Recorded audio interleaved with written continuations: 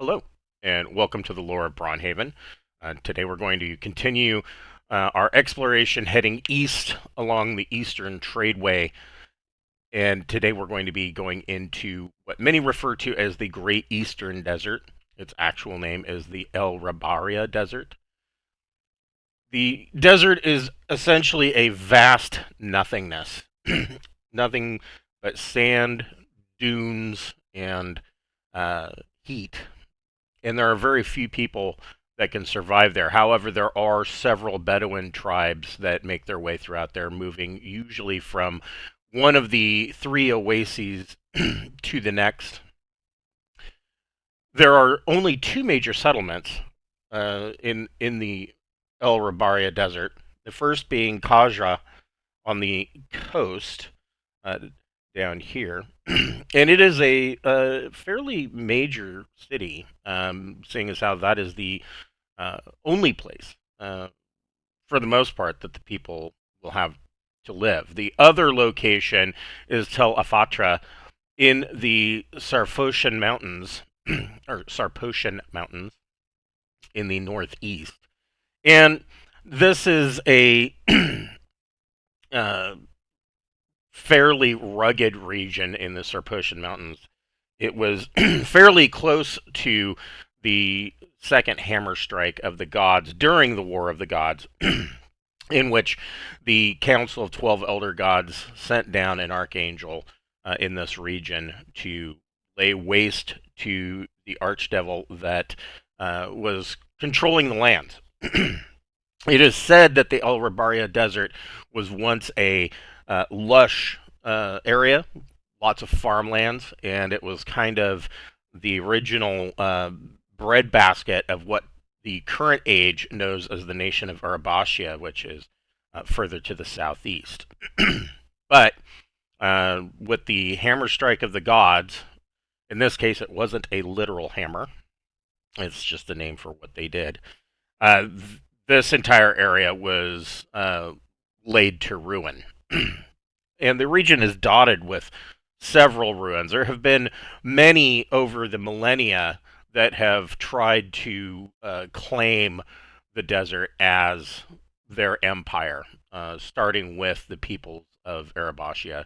And as I said, during that time, this was considered a lush farmland and provided food for not only Arabasia, but even for those that live in the eastern plains.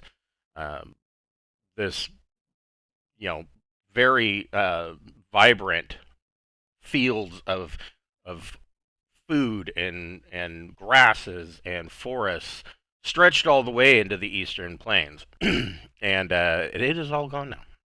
But since that time, there have been others who have tried to lay claim. The remnant of the last group that tried to claim the desert as their empire now is relegated to a single city in the mountains, Talafatra. Um, Kajra was not really a part of that empire. Kajra came much later, but it is still considered those are the only two major cities. Throughout the desert, there are three major oases. There is in the north, there is the Malarud Oasis, and there is a permanent encampment there of the El Alamalut Bedouin tribe, and they have a permanent encampment there. The in the pretty much the off center of the desert, there is the Saihurana Oasis, and there is the El Bassa Bedouin tribe that has a permanent encampment there. And then to the southeast, there of course is the Azzayditra Oasis, and it has the El Noor Bedouin camp that is a permanent encampment there. The Bedouins um, can at times be hard to deal with. But the permanent encampments at the oases are kind of stopover points for traders. They do, of course, have a bias towards those from Arabasia, but the Bedouin are nomadic in nature, and they they don't really call any particular um, nation their homeland. The desert is their homeland, and this is where they live. The only other permanent encampment is just south of Tal Afatra, and that is controlled by the El. My apologies. I'm trying to read El Musa Bedouin camp, and they do some trading with Tal Afatra, but they are a little bit more standoffish than others due to uh, just their personal beliefs. Now, the Bedouin tribes, um, unlike a lot of the people in the cities or in Arabashia themselves, the Bedouin tribes seem to eschew the beliefs of the region, and mostly that belief falls into the genies. So the when the archdevil controlled this region, uh, he didn't. This particular archdevil didn't have the particular forces that some of the other two had. He didn't have the legions of devils and demons that many archdevils would have. Nobody really knows why that is. He seemed to be maybe a lower man on the totem pole. Instead, he made deals with the Efreet on the elemental plane of fire and kind of brought them in as mercenaries, more or less, promising them a certain amount of power throughout the region. This, in turn, led to the Jinn coming in, and there was much infighting, of course, between the Jinn and the Efreet. They don't like one another, and so on top of the fact that you have the Archdevil ruling everything, you had some skirmishes between the Efreet and the Jinn, and so this was not a tenable situation for the people. But when the Archdevil was ousted after the War of the Heavens, many of those genies remained, and they kind of grew up into this religious system in and of itself, and is the basis for the religion of Arabashia to this day. You have jinn that are worshipped. You have Efreet that are worshipped. Not so much necessarily like the gods, but it is a belief system. More based on, I would think, fear than true veneration. Bedtime stories for the kids. Don't do that, or the Efreet's going to come and grab you up and take you to the city of brass. The Bedouin, on the flip side, are more apt to not necessarily worship nature spirits. They do give some thanks to the nature spirits, especially for water. But they have more of a belief in themselves. They are the ultimate survivalists.